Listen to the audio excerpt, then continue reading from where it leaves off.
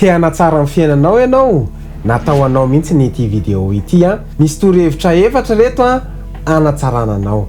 Aiza miala azy. Zay indray jerentsika androany ao anatin'ity vidéo ity.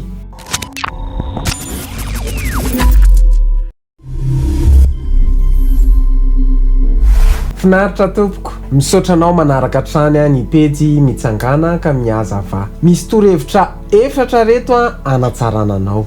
Voalohany, alaviro a ny namandratsy. Hoy Baiboly, ny fikambanana amin'ny ratsy a manimba fitondran-tena tsara. Noho izany, aiza miara-dalana amin'ny olona izay tsy mampahomby anao fa mandany ny fotoananao fotsiny izany. Faharoa, manana fijery lavitra.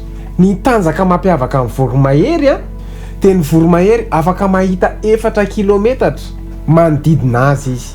Noho izany, mila mahita ianao satria ianao dia olona andeha lavitra. Fahatelo, manana tanjona hoeny amin'ny avo. Ny voromahery ambany karazana indrindra dia afaka manidina ambonin'ny tany. Eny amin'ny avo no efa voahomana ho anao. Fahaefatra, manana toe-tsain'ny mpanjaka. Aiza mbanina ny tenanao, aiza makatahaka fiainan'olona tsy mahomby, fa andana manao zavatra goavana.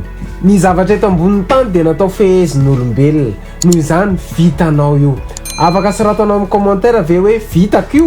Misaotra anao nanaraka ny vidéo hatramin'ny farany a. Raha nafinaritra anao ny vidéo dia aza misalasala, milike sy micommente sy mipartage a. Dia manasa anao isabonina amin'ny pejy a. Dia manome fotoana antsika amin'ny herinandro andray a. Veloma tompoko.